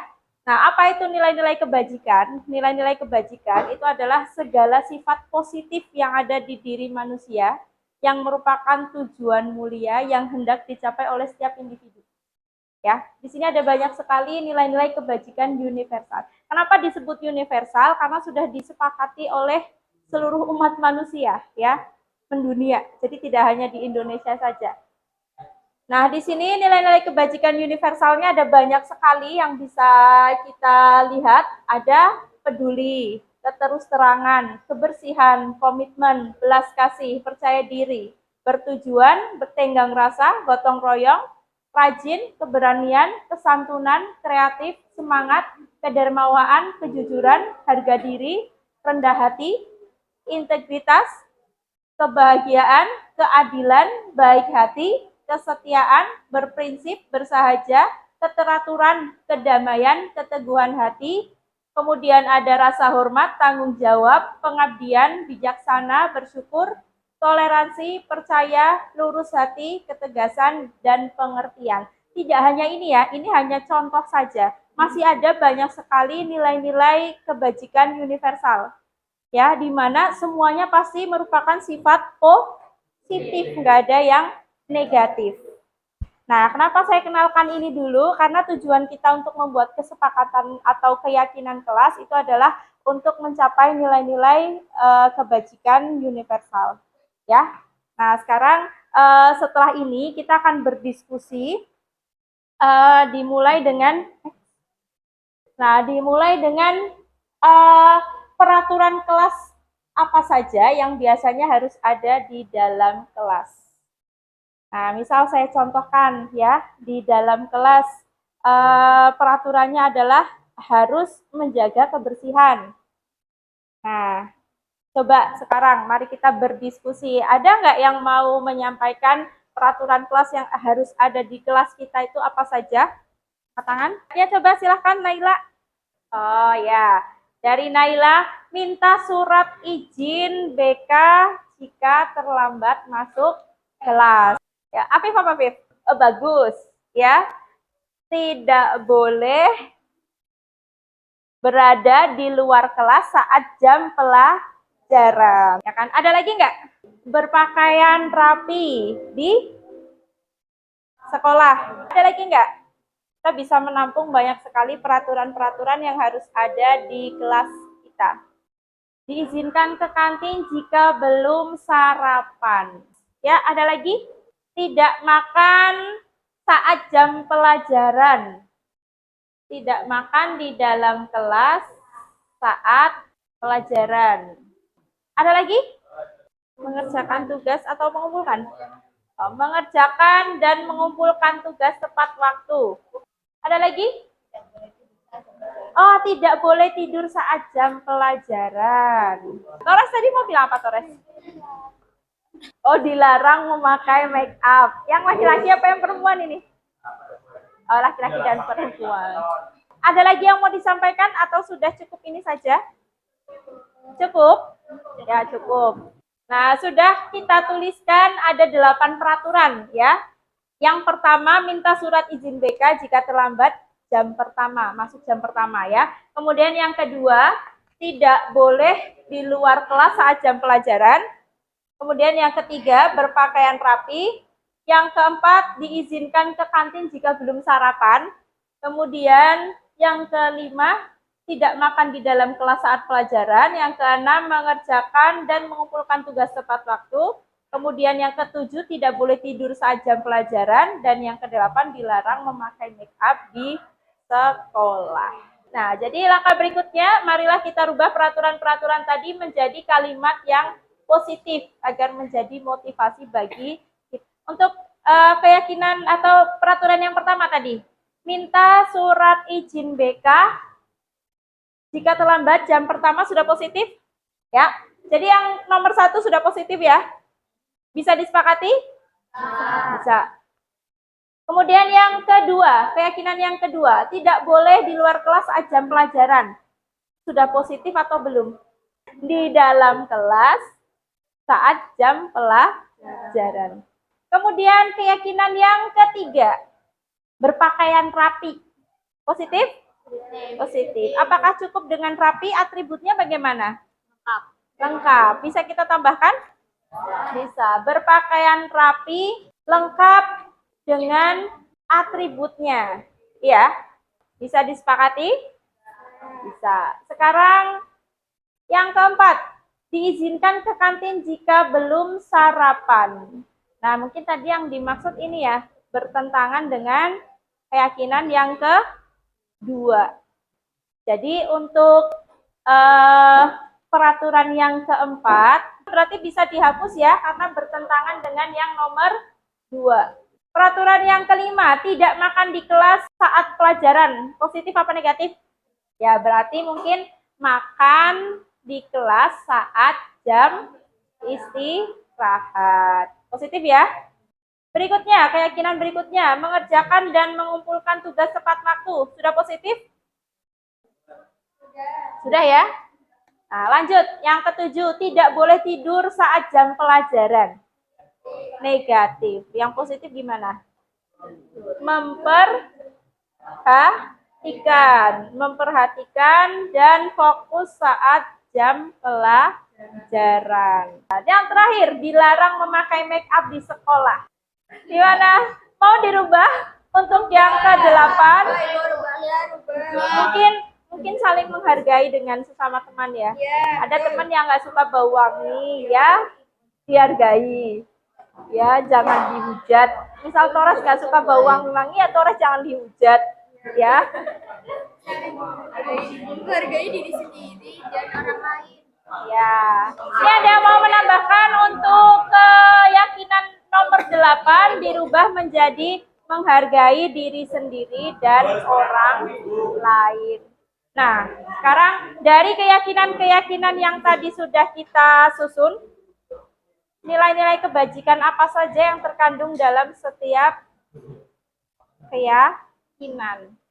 Gimana? Ada saran dari teman kalian untuk menambahkan keyakinan lagi, yaitu tentang tiket. Mau ditambahkan? Iya, ditambahkan ya. Berarti kita masukkan ke keyakinan nomor 4 ya. Berarti menjaga kebersihan kelas ya. Menjaga kebersihan kelas, di mana di dalamnya berarti yang piket harus mau piket, ya kan? Oke, sekarang kita bahas nilai-nilai kebijakannya satu persatu. Ya, untuk minta surat izin BK jika terlambat jam pertama, berarti nilai kebajikan apa yang mau diraih? Disiplin. Kemudian yang kedua, nilai kebajikan apa yang ingin dicapai? Di dalam kelas selama jam pelajaran. Keteraturan. Berarti teratur ya, tetap di kelas ya, nggak keluar-keluar ya. Setuju? Ya, keteraturan. Berikutnya, berpakaian rapi lengkap dengan atributnya berarti apa? Kerapian. Menjaga kebersihan kelas, kebersihan. Ya, oke. Berikutnya, makan di kelas saat jam istirahat. Keteraturan bisa ya? Ya, sesuai jamnya kan? Keteraturan. Berikutnya, mengerjakan dan mengumpulkan tugas tepat waktu. Bertanggung jawab. Yang berikutnya, memperhatikan dan fokus saat jam pelajaran. Komitmen. Kemudian, menghargai diri sendiri dan orang lain. Menghargai ya, sifat menghargai ya. Nah, itulah nilai-nilai kebajikan yang akan kita raih atau ingin kita raih dari keyakinan yang kita bentuk. Ya, saya ulangi lagi dari poin 1 sampai 8. Apakah bisa disepakati? Bisa. Sepakat ya? Berarti untuk keyakinan kelas kita di mata pelajaran matematika kelas 11.3 sudah bisa disepakati ya. Nah, nanti ini tinggal di print dan kemudian bisa kita tempel di mading kelas agar bisa kita lihat setiap hari. Ya, jadi nanti kalau ada sesuatu hal yang tidak sesuai dengan kesepakatannya atau keyakinan kita, bisa kita kembalikan ke keyakinan kita. Sekian dulu, saya akhiri. Assalamualaikum warahmatullahi wabarakatuh.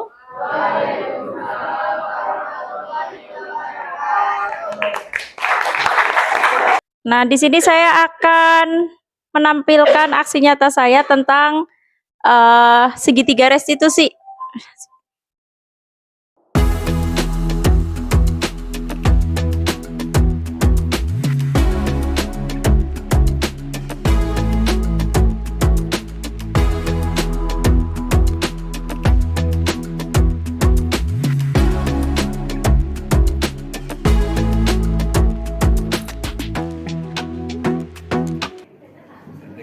Waalaikumsalam. Silakan duduk, Egi. Nah, mohon maaf mengganggu waktu istirahatnya ya, Egi ya. Nah, tadi kan jam pertama jamnya saya ya, Egi ya. Nah, tadi saat saya masuk kelas, Egi kok nggak ada? Egi dari mana? Habis dari kantin Bu untuk sarapan. Tadi belum sarapan di rumah? Belum, soalnya bangunnya kesiangan dan berangkatnya buru-buru. Oh, nah sudah. Saya tidak menyalahkan Egi karena sarapan dulu di kantin ya. Hanya saja kan berarti tadi Egi membolos jam pertama kan, jamnya saya. Nah, jadi di daftar hari saya di sini saya tulis Egi tidak mengikuti jam pelajaran saya.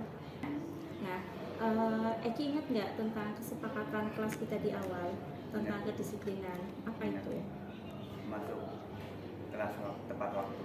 Ya, terus selain itu kalau mau keluar harus izin dulu. Iya, harus izin terlebih dahulu ya. Nah, jadi kira-kira tadi yang Egi lakukan itu sudah sesuai dengan kesepakatan kita atau belum? Belum sesuai ya dengan keyakinan kita ya.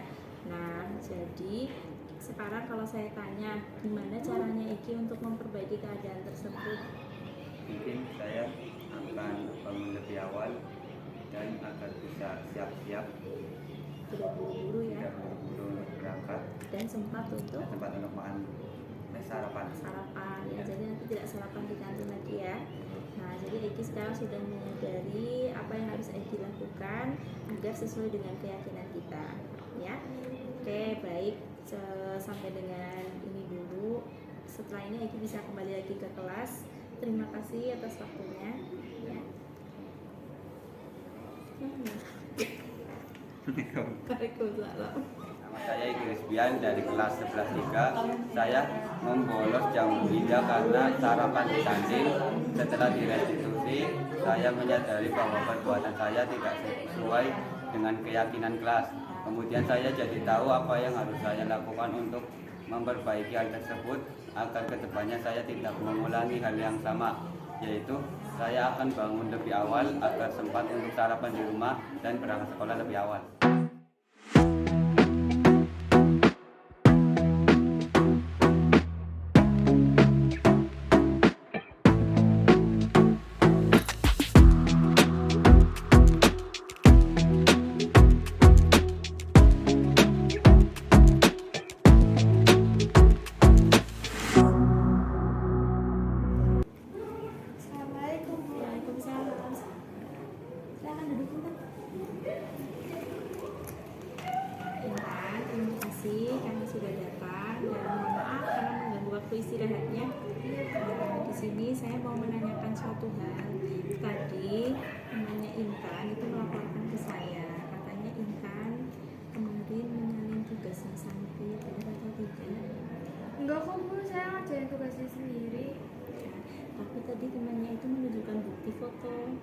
Jadi di situ posisinya Intan sedang menyalin tugasnya Santi, dan setelah saya cek tadi jawabannya Intan sama jawabannya Santi itu ternyata sama persis. Nah, kira-kira ada yang mau dijelaskan ya Intan? Ya Bu, Intan nyalin tugasnya Santi, soalnya semalam belum sempat ngerjain. Terus Intan juga belum paham cara ngerjain tugasnya itu gimana. Di sini saya tidak untuk menyalahkan Intan ya. Ya, seperti yang kita ketahui, setiap manusia itu pasti pernah melakukan kesalahan. Hanya saja kan Mbak Intan tahu kalau menyalin tugas teman itu kan merupakan perbuatan yang tidak baik, ya kan? Nah, mungkin waktu awal pembelajaran kita, Mbak Intan masih ingat kita kan membuat keyakinan kelas. Nah, apa keyakinan Mbak Intan tentang tugas? Masih ingat nggak? Masih Bu, kita harus bertanggung jawab untuk mengerjakan tugas dan mengumpulkan tugas tepat waktu. Nah, jadi kalau saya tanya, apakah perbuatan Mbak Intan ini sesuai dengan keyakinan kita? Belum. Jadi tidak sesuai yang Mbak Intan ya. Nah, kira-kira apa yang harus Mbak Intan lakukan agar bisa memperbaiki keadaan tersebut? Ya Bu, nanti Intan kalau ada yang mau ditanyain atau ada pelajaran yang belum jelas, nanti Intan tanyain ke Ibu, atau nanti tanya ke teman cara ngerjain tugasnya gimana. Terus juga nanti Intan buat kerjain ulang tugasnya yang tadi dikumpulin. Ya, baik. Jadi Mbak Intan sudah menyadari dan tahu apa yang harus Mbak Intan lakukan ya. Nah, mungkin cukup sampai di sini dulu. Saya rasa Mbak Intan boleh kembali lagi ke kelas ya. Silakan. Terima kasih Bu. Ya, sama-sama. Saya Intan Anazza Putri Aulia dari kelas 11-3. Saya menyalin tugas dari teman karena belum memahami tugas yang diberikan oleh Bu Ida. Setelah direstitusi, saya menyadari bahwa perbuatan yang saya lakukan belum sesuai dengan keyakinan kelas. Kemudian saya jadi tahu apa yang harus saya lakukan untuk memperbaiki hal tersebut agar kedepannya saya tidak mengulangi hal yang sama. Terima kasih Bu Ida.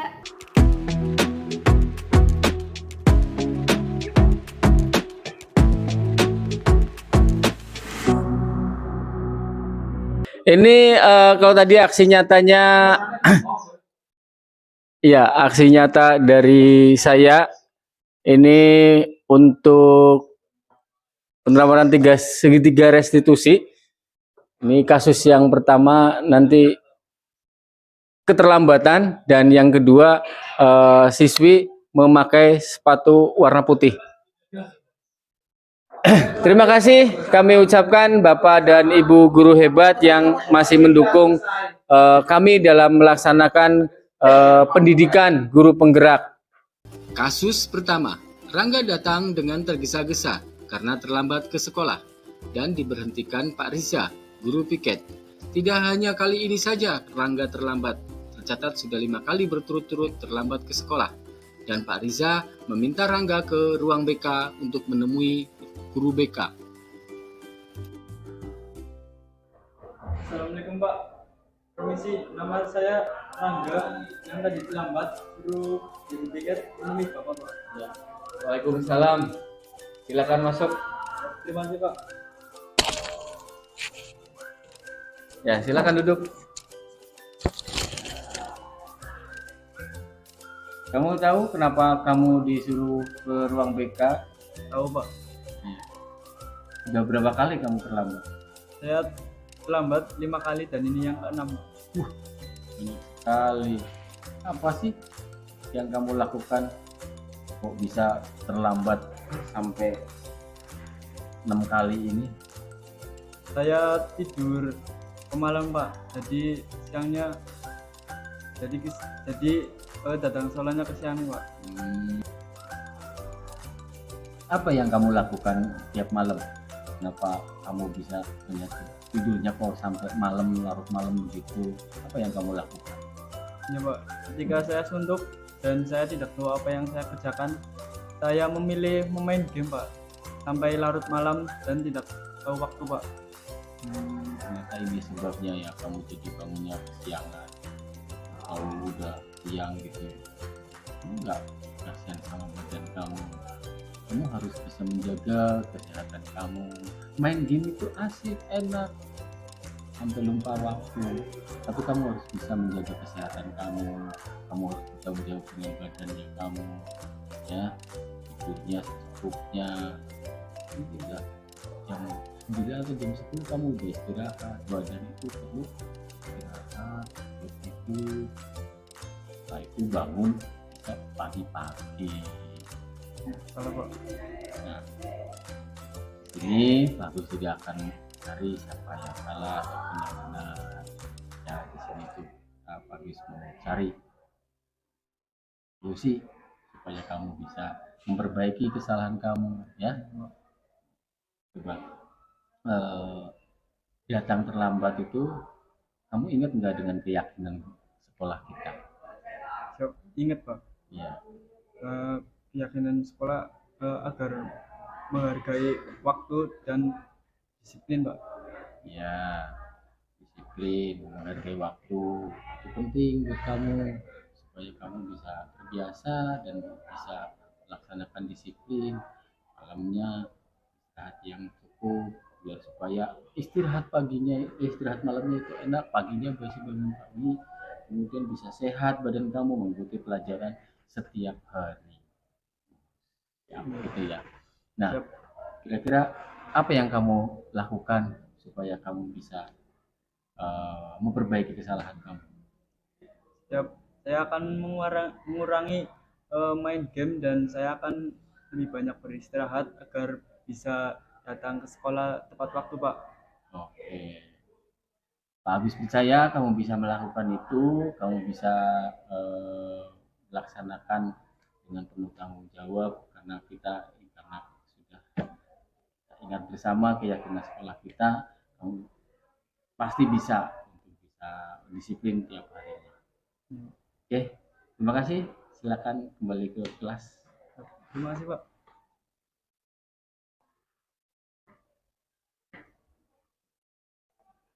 Saya senang dan merasa lega dengan pelaksanaan segitiga restitusi yang dilakukan sekolah.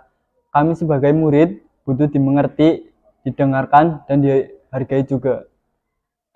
Ketika kita melakukan kesalahan, pasti ada alasannya.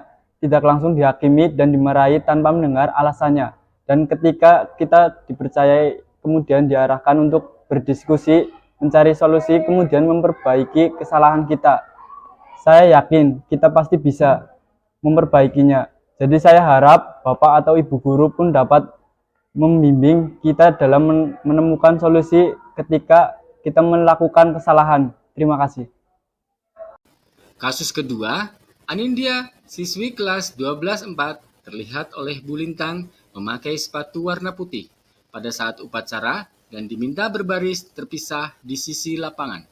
Setelah selesai upacara, Pak Agus menghampiri dan melakukan restitusi.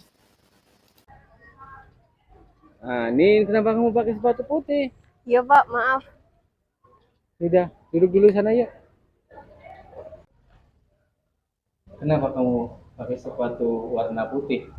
Iya Pak, maaf. Kamu tahu kan peraturan yang menjadi keyakinan sekolah ini akan seragam warna sepatu? Saya tahu peraturan tentang warna seragam sepatu adalah hitam Pak. Terus kenapa masih pakai warna putih? Sepatu hitam saya belum kering Pak, kemarin dicuci. Namun karena hujan sampai pagi tadi belum kering. Terpaksa saya memakai sepatu putih karena tidak ada sepatu lagi.